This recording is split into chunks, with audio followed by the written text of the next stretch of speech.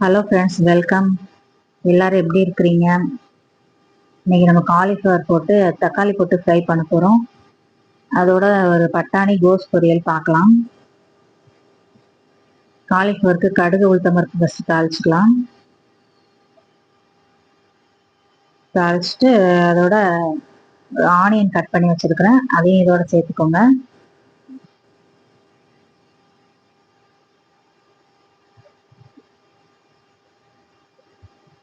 சேர்த்து நல்லா வதக்கி விடுங்க. கொஞ்சம் கருவேப்பிலை சேர்த்துக்கலாம் அதோட. இது நல்லா சாம்பார் சாதம், ரசம் சாதம், இந்த பருப்பு கடைஞ்சி வச்சுருந்தீங்கன்னா சாப்பிட்றதுக்கு இந்த காலிஃப்ளவர் தக்காளி ஃப்ரை நல்லாயிருக்கும். ஆனியன் கொஞ்சம் வதங்கினதுக்கப்புறம் இஞ்சி பூண்டு பேஸ்ட் 1 ஸ்பூன் போட்டுக்கோங்க. பேஸ்ட் இல்லைன்னா இடித்து சேர்த்துக்கோங்க. இதான் வாசனை நல்லாயிருக்கும். வெளியில் நல்லா மழை பெஞ்சிட்ருக்கு, இந்த சத்தம் கேட்கும்னு நினைக்கிறேன். அதோட நம்ம கட் பண்ணி வச்சுருக்கிறோம் தக்காளி, அதையும் சேர்த்துக்கலாம். ஒரு 2 சின்ன தக்காளி கட் பண்ணி வச்சுருக்கிறேன், அதை சேர்த்து நல்லா வதக்கிக்கோங்க. கொஞ்சம் தக்காளி வெங்காயத்துக்கு தேவையான உப்பு மட்டும் போட்டுக்கோங்க. ஆல்ரெடி காலிஃப்ளவரில் உப்பு போட்டு பாயில் பண்ணி வச்சுருக்கிறேன். இதுக்கு மட்டும் லைட்டாக உப்பு போட்டுக்கோங்க.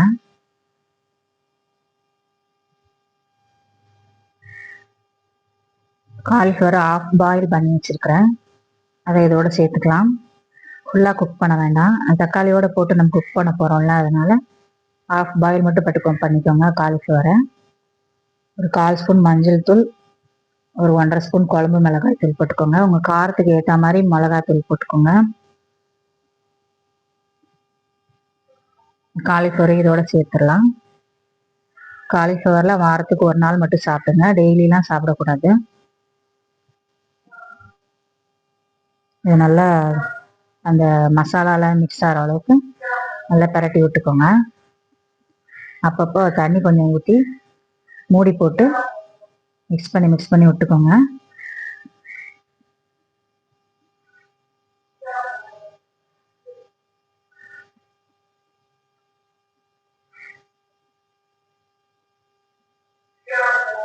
ஓகே, மூடி போட்டு 1 நிமிஷம் வச்சுக்கலாம். நல்லா எல்லாம் ஒன்று சேர்ந்து வந்துடுச்சு. இப்போ நம்ம திருப்பி ஒரு மூடி போட்டு வச்சுக்கலாம்.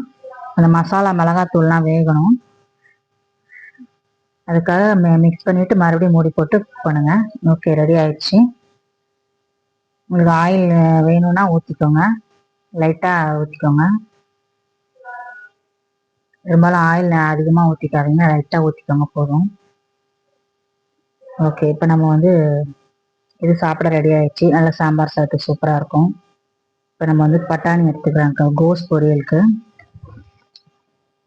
ஒரு கைப்பிடி பட்டாணி எடுத்துருக்கிறேன். உப்பு போட்டு ஒரு 2 விசில் விட்டுக்கலாம், ரொம்ப வேக வைக்கக்கூடாது, குழஞ்சிராம.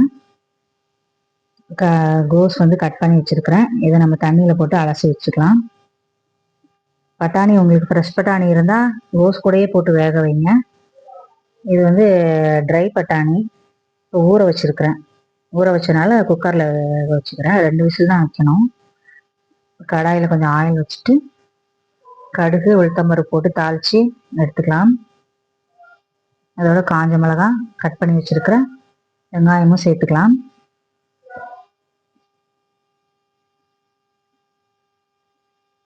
சேர்த்து நல்லா வதக்கிட்டு கொஞ்சம் கருவேப்பிலை போட்டுக்கோங்க. வெளியில் இடியாப்பம் போகிற சத்தம் கேட்குதோ, கதவை அடைச்சிட்டு உட்காந்து பேசினாலும் சத்தம் கேட்குதான் செய்யுது, இடியாப்பம். ஓகே, நம்ம இப்போ கட் பண்ணி வச்சுருக்கிற காலிஃப்ளவரையும் இதோட போட்டுக்கலாம். நல்லா போட்டு எல்லாம் ஒன்று சேர வர அளவுக்கு நல்லா மிக்ஸ் பண்ணிக்கோங்க.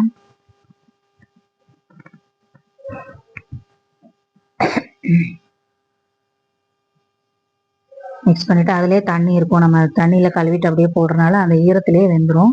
மூடி போட்டு ஒரு 2 நிமிஷம் வச்சுக்கோங்க. இப்போ நம்ம பட்டாணி வெந்துருச்சு. இதுக்கு ஒரு மசாலா பார்த்துடலாம். கைப்பிடி தேங்காய் போட்டுக்கோங்க, பூண்டு, ஒரு பச்சை மிளகா, ஒரு 1/4 ஸ்பூன் ஜீரகம் போட்டுக்கோங்க. போட்டு பல்ஸில் போட்டு எடுத்துக்கோங்க. இப்போ நல்லா கோஸ் வெந்துருச்சு. நல்லா மிக்ஸ் பண்ணிவிட்டு இதோட வேக வச்ச பட்டாணி அப்புறம் தேங்காய் வச்சிருந்தோம்ல அதுவும் சேர்த்து இதோட மிக்ஸ் பண்ணிக்கோங்க.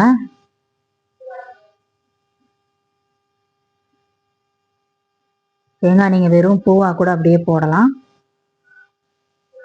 எப்போது நான் இப்படி ஆராய்ச்சி சும்மா லைட்டாக ஒரு மிக்சியில் ஒரு ஓட்டு ஓட்டிட்டு போடுறதான் பிடிக்கும். அதனால் அப்படி பண்ணிக்கலாம். இல்லைன்னா தேங்காய் பூ இருந்தால் நீங்கள் போட்டுக்கோங்க இந்த ஸ்டேஜில்.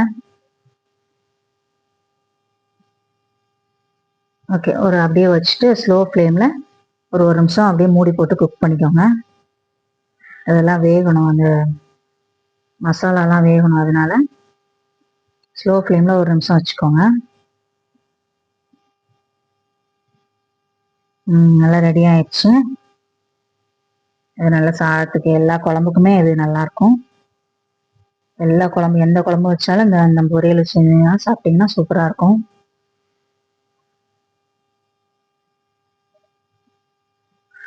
ஓகே, ஏதாவது வீட்டில் செஞ்சு பார்த்துட்டு எப்படி இருக்குன்னு சொல்லுங்கள். கமெண்டில் சொல்லுங்கள் எப்படி இருக்கு அப்படின்ட்டு. நல்ல சூடான சாதத்தில் சாம்பார் கோஸ் பொரியல் வச்சு சாப்பிட்லாம். ஓகே ஃப்ரெண்ட்ஸ், வீட்டில் செஞ்சு பார்த்துட்டு சொல்லுங்கள். தேங்க்யூ ஃபார் தி வாட்சிங்.